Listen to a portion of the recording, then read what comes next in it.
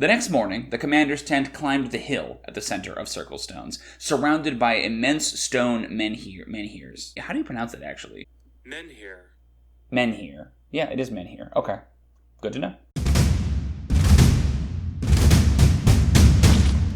Accompanied by Throka's steel sword and a posse of axe-beak-riding orcs, the commander's tent departed Throka's cradle, headed for the parley at Circlestones. Along the way, they stumbled on the Hedge House, a remote tavern and a favorite haunt of chimeras during her night war years. While Griffin gambled with Cyclops, and Umber attempted to make friends with his estranged half-brother, Steelsword, Grimoraz overheard a drunken commander reminiscing about what happened at the Cross, and quickly put a stop to that, but not before Griffin overheard.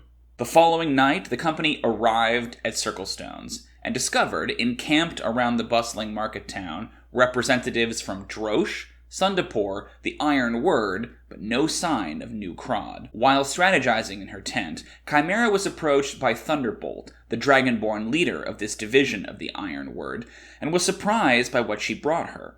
An apology from Yorgos of Nair for the recent ugliness in Sundapore. What's more, she offered a future unspecified favor should the menagerie find themselves in want of one during this contract. The next morning, the commander's tent climbed the hill at the center of Circlestones, surrounded by immense stone menhirs, and was greeted by both a bloodmorn, a bleak red sun in the east and an omen of war, and by representatives of each of the three cities of the Schism. From Drosh came Drosh-Thrak, also known as Irshuga by his people, in his heavy iron armor and all of his arrogance. From Sundapore came a human functionary, Zunara, called the Sixth Thrak, supported by Thunderbolt of the Iron Word. From New Crod came only a crowned eagle, ensorcelled to speak as the mouthpiece for the Circle of Soil, the mysterious druidic cabal that rules the city. Once all assembled, the negotiations could begin. As recompense for their slain envoys, Sundapore wanted a more advantageous trade agreement with the Cradle, one that favored their profit.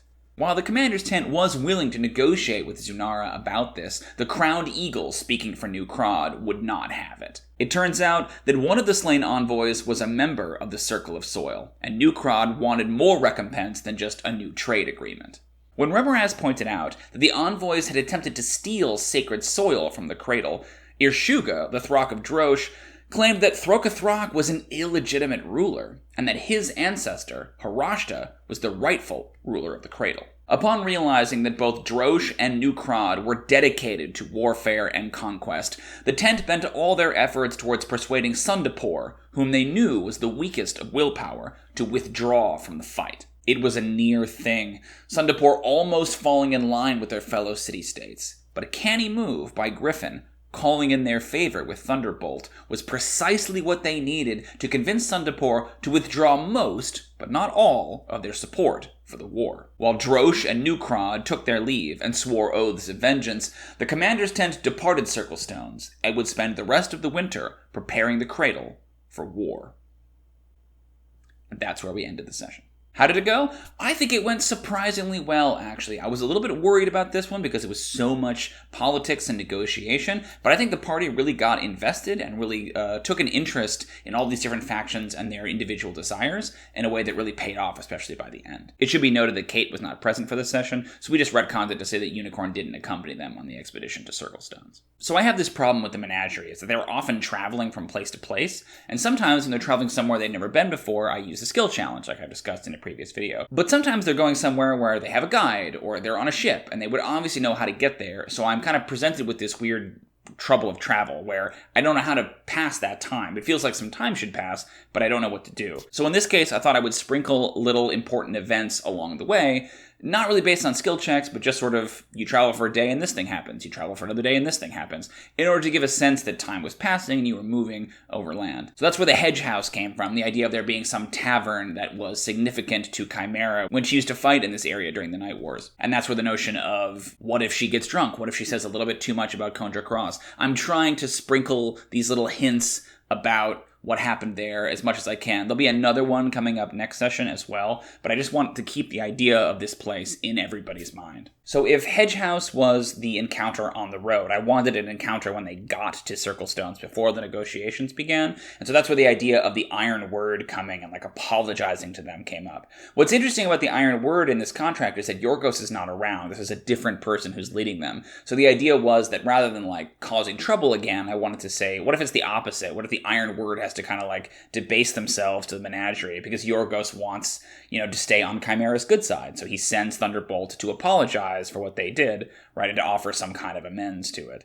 And I think the party was really intrigued by that. I think they've come to suspect that everything is a trap, everything is like out to get them. So the idea of just like an unexpected windfall that they could use in their favor was especially delicious. So it worked great, it worked exactly how I wanted it to. Now the main backbone of the session was all about the negotiation between the three cities of the schism. So I'm going to talk about those cities for just a second because there's a lot of world building kind of behind them, and they're going to be important political players in this upcoming war. So to the north, we have Drosh. Drosh is the smallest but the most militant of the three cities of the schism. It's one single corv that lives in the city, and they are led by a Throck, and obviously whose name I think technically is Drosh Throck, but he goes by Irshuga, which means youngest son in Corvan, the language of the orcs. Drosh is a mining community. There's a lot of iron ore that they're pulling out of the earth, and Drosh is also very nationalistic. Irshuga in particular has kind of a fascistic, a Drosh first attitude.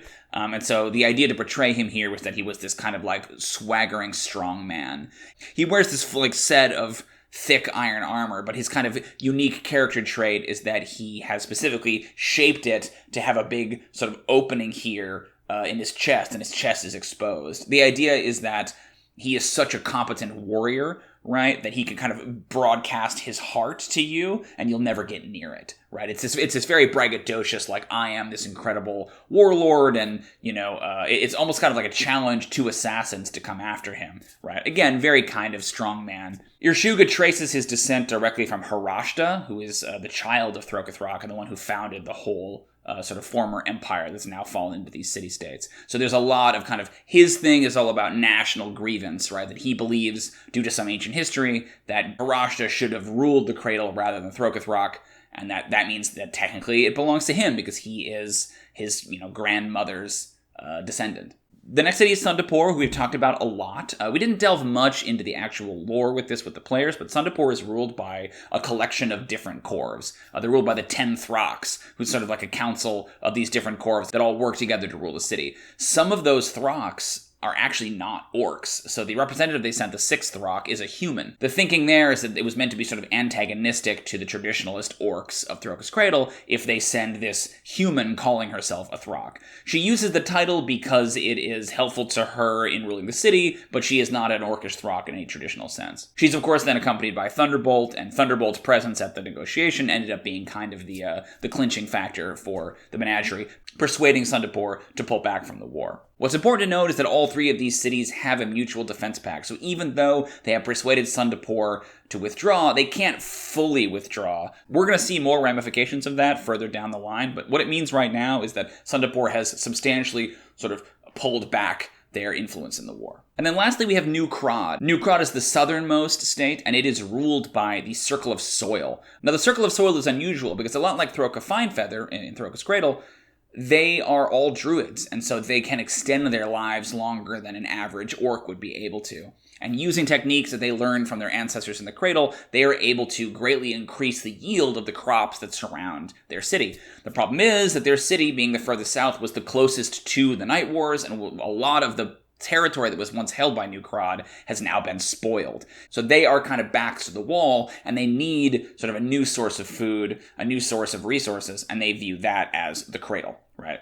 The Circle of Soil is meant to be sort of creepy and unnerving, and so I love the idea of them sending this crowned eagle to speak for them, right? So the challenge of this session was figuring out how do I make this long negotiation interesting, right? Especially if it's all of this politics and all these different people's agendas. And the other thing that's tricky about it is that if they talk their way out of this negotiation, then there's no contract, right? There's no reason for them to be here. They would just leave again. So I knew on some level war was inevitable. There was no way a couple of persuasion checks in the scene were going to make a huge difference to the kind of, again, national narrative of some of these cities. So Drosh in particular is kind of the hardliner. New Krod also pretty much a hardliner, but I wanted some of their grievances to be a little bit more understandable. So in preparing for the scene, what I did is I basically wrote out, this is the strategy that the cities of the Schism have collaborated on in order to make it seem like they're trying to sue for peace, but then they find Throkus Cradle just intractable, so they have to go to war, right? So Sundapur starts by saying, hey, we want better trade deals. The party starts to negotiate with them. And then the Circle of Soil says, well, that's not enough. One of the members of our circle died because Throkathrak killed him. He was, an envoy. But then Irshuga pipes up and says, technically, Throkathrak isn't actually the legitimate ruler of the Cradle, and that his grandmother, Harashta, had bested Throkathrak sort of by default in a tusk trial, which is essentially a holmgang, or a trial by combat. So then Drosh basically says that Throkathrak needs to renounce his claim on the Cradle, and if he doesn't, they'll come and take it. So the cities knew they were going to end up here, right? You kind of had the different representatives playing, good cop, bad cop, and medium cop, right? But the challenge, though, is that if I knew that was going to be the outcome, they were going to go to war anyway, then why are the characters here, right? It's basically scripted in. So what I had to do is I had to come up with, what is something they could affect? What's an outcome they could change? And so looking at their military scores, their might, their resources, and their willpower, it occurred to me that one of the cities has the lowest willpower, kind of by default, and that's Sundapur. Out of 10, they only have 2 willpower, which means that they are invested in the war, but not nearly as much as the other 2 powers are. So I thought maybe there's a chance the party could persuade one of these cities to basically withdraw from the war, and it became about that. And I was very open with them. I said, hey, this is a skill challenge. It's going to require 5 successes before 3 failures, and if you can get those 5 successes, then Sundapur will dramatically scale back how much they participate in the war. And it was a very near thing. It came down to the 4 successes and 2 failures, right? Which is exactly the kind of ratio you want a skill challenge to hinge on. I did cue Cody a little bit with Thunderbolt, but it just occurred to me in the moment that hey, the Iron Word is standing right there. Maybe this could be their final favor. So it was really cool to set up the favor kind of midway through the session and then pay it off at the end. So that way it wasn't one of these things that hangs over them for months and months. They remember oh yeah, we have that favor. It was we got it, let's use it, right? No sense in storing it, right? Just use it to get an advantage. And they did. But regardless, Drosh and New Krond are still going to go as hard as they can against the Cradle. But they won't be able to do that until the spring. It is currently winter in Harashta, which means that the war will have to wait until the snow melts. This gives the company several months to plan and prepare the Cradle, but we will talk a lot more about that next time after we play it. But I'm curious, what do you think that Unicorn has been up to this whole time? Unicorn stayed back at the Cradle, right, and hasn't been with the rest of the company, and I'm curious how they would have passed the several days the party has been gone. I'm going to talk to Kate about it before next session, but I'm curious what you think he's been up to with no PC supervision. The subscribe button would like to extend its sincerest apologies and offers, as potential compensation, the bell. So if you want to go ahead and ring that bell, the subscribe button would very much appreciate both your forbearance and your understanding in this moment. As always, this show and all the content I make is made possible by my Patreon. If you want to see more content like this, check out the description below for links to all the rest of my socials, including my Patreon. We'd really love to have your support to keep making this show possible. But until then, thank you so much for watching, and as always, happy adventuring.